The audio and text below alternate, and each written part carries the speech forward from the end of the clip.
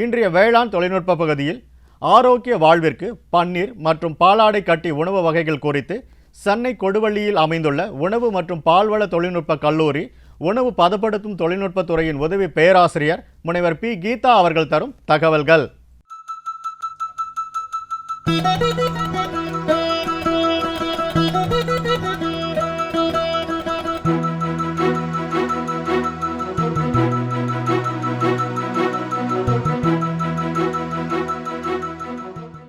அனைவருக்கும் வணக்கம். எனது பெயர் முனைவர் ப. கீதா. நான் உதவி பேராசிரியராக உணவு மற்றும் பால்வள தொழில்நுட்ப கல்லூரியில் வேலை செய்து வருகிறேன். நான் தங்களுடன் பகிர்ந்து கொள்ள இருக்கும் தலைப்பு ஆரோக்கிய வாழ்விற்கு அவசியமானது பனீர் மற்றும் பாலாடை கட்டிகள். நம் அனைவருக்குமே தெரியும், பால் என்பது ஒரு இன்றியமையாத உணவாகும். அது நம் வாழ்க்கையிலிருந்து பிரித்தெடுக்க முடியாதது ஒன்று. காலையில் எழுந்தவுடன் நாம் அருந்துவதும் பால்தான், இரவு தூங்க போகும் முன்பு குடிப்பதும் பால்தான். பாலில் அநேக சத்துக்கள் உள்ளது என்பது நமக்கு எல்லாருக்கும் தெரியுமே. ஸோ பாலிலே அநேக சத்துக்கள் இருந்ததுன்னா அந்த பாலில் இருக்கக்கூடிய தண்ணீர் 80% பாலில் தண்ணீர் கலந்து உள்ளது. அந்த 80% தண்ணீரை பிரித்து எடுத்த பிறகு நம்மளுக்கு கிடைக்கும் திடப்பொருளான பாலாடை கட்டி அண்டு பனீர், அதில் அதிகமான சத்துக்கள் நிறைந்துள்ளது. முதலில் பாலாடை கட்டி எப்படி செய்வது என்பதை பற்றியும் பனீர் செய்வது பற்றியும் பார்க்கலாம். பனீர் செய்வதற்கு முதலில் பாலை தேர்ந்தெடுக்க வேண்டும். பால் தேர்ந்தெடுத்த பிறகு அதை அகன்ற பாத்திரத்தில் ஊற்றி 100 டிகிரி சென்டிகிரேடுக்கு காய்ச்ச வேண்டும். காய்ந்த பிறகு அதை 70 டிகிரி சென்டிகிரேடுக்கு ஆற வைக்க வேண்டும். ஆறின பின்பு அதில் எலுமிச்சை சாறோ ஆர் லெமன் சால்ட் என்று அழைக்கப்படும் சிட்ரிக் ஆசிட் நாம் கலக்க வேண்டும். அது எவ்வளவு கலக்க வேண்டும் என்றால் 10 லிட்டர் பாலுக்கு 2 லிட்டர் தண்ணீரில் 20 கிராம் லெமன் சால்ட்டை கரைத்து அந்த பாலில் நாம் கலக்க வேண்டும். அந்த பால் நாம் கலக்கும் போது பால் திரிய ஆரம்பிக்கும். திரிந்து பால் தயிராக மாறிவிடும். பால் திரிந்து தயிரான பிறகு அதில் தனியாக இருக்கும் பச்சை நிற ஊநீரை தனியாக பிரித்தெடுக்க வேண்டும். பிரித்தெடுப்பதற்கு நம் காடா துணியை யூஸ் பண்ணலாம். காடா துணியை நம்ம பயன்படுத்தி ஊநீரை பிரித்தெடுத்து பாலாடை கட்டியை அல்லது பனீரை தனியாக பிரித்தெடுக்க வேண்டும். பிரித்து எடுத்த பிறகு அதில் எடையை வைத்து 15 நிமிடங்கள் அழுத்த வேண்டும். அழுத்தியவுடன் அதில் எஞ்சியிருக்கும் மீதமுள்ள ஊநீரும் தனியாக பிரிந்து வரும்.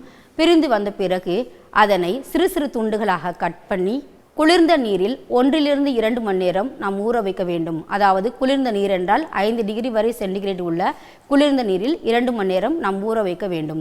இப்போது பனீர் வீட்டிலேயே செய்யும்படி தயாராக உள்ளது. இந்த பனீர் எவ்வளவு ஈல்டு கிடைக்கும் என்றால் 6 லிட்டர் எருமை பாலில் 1 கிலோ பனீரும் 7 லிட்டர் பசும்பாலில் 1 கிலோ பனீரும் நமக்கு கிடைக்கும். இதை நல்ல லாபத்துக்கு நாம் விற்கலாம். இதை போலவே பாலாடை கட்டி என்று அழைக்கப்படும் சீஸ் என்று ஆங்கிலத்தில் சொல்வார்கள். இந்த பாலாடை கட்டியும் பனீர் செய்வது போலேதான் அதனுடைய செய்முறையும். ஸோ பாலாடை கட்டிக்கும் பனீருக்கும் உள்ள வித்தியாசம் என்னவென்றால், பாலாடை கட்டி செய்வதற்கு நமக்கு ரென்னட் என்று அழைக்கப்படும் ஒரு நொதியும் தேவைப்படும்.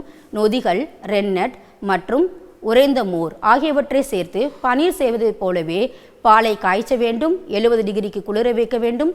பின்பு ரென்னட், தயிர் ஆர் ஒரே மோர் ஆர் நொதிகள் சேர்த்து அதை தயிராக்க வேண்டும். பின்பு ஊநீரை தனியாக பிரித்தெடுக்க வேண்டும். ஊநீர் பிரித்தெடுத்த பிறகு என்ன வகையான பாலாடை கட்டி செய்கிறோமோ அதற்கு ஏற்றாற்போல் அதற்கு எடையை அழுத்தி அதனுடைய ஊநீரை பிரித்தெடுக்க வேண்டும். உதாரணமாக கடினமான பாலாடை கட்டி செய்வதாக இருந்தால் அதிக எடையை பயன்படுத்தி அதிகமான ஊநீரை பிரித்தெடுக்க வேண்டும். மென்மையான பாலாடை கட்டி செய்வதாக இருந்தால் எடை குறைவானதை அழுத்தி குறைவான தண்ணீரை பிரித்தெடுக்க வேண்டும்.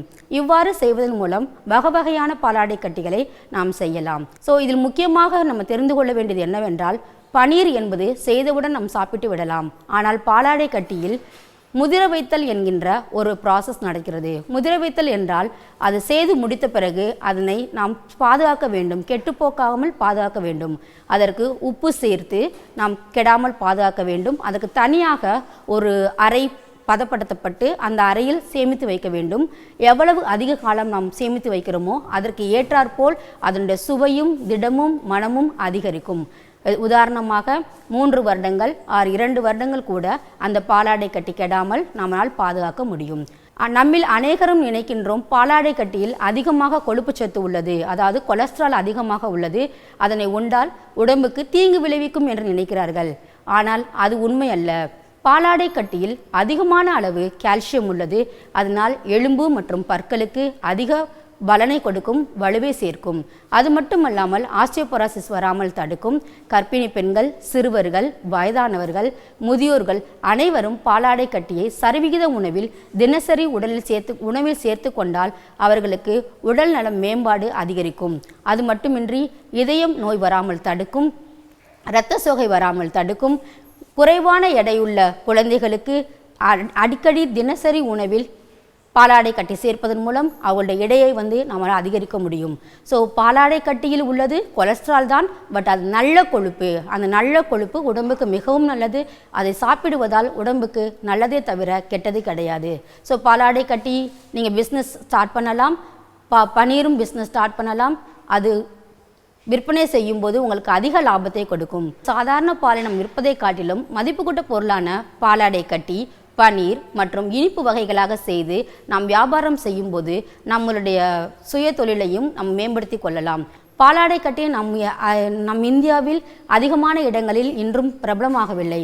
இப்பொழுது தாங்கள் அதை செய்வதற்கு, பன்னீர் செய்வதற்கோ பாலாடை கட்டி செய்வதற்கோ கவர்மெண்ட் அதிகமான ஸ்கீம்ஸ் கொடுக்குறாங்க. அது மட்டும் அல்லாமல் எங்களுடைய காலேஜ்லேயும் நாங்கள் அதிகமாக ட்ரைனிங் கொடுக்குறோம். ஸோ நீங்கள் இது செய்கிறதுக்கு முன் வருவீர்களானால் உங்களுக்கு அதிகமான லாபங்கள் கிடைக்கும். மேலும் விவரங்கள் பெற முனைவர் பி. கீதா அவர்களை 09711177030 என்ற கைபேசி எண்ணில் தொடர்பு கொள்ளலாம்.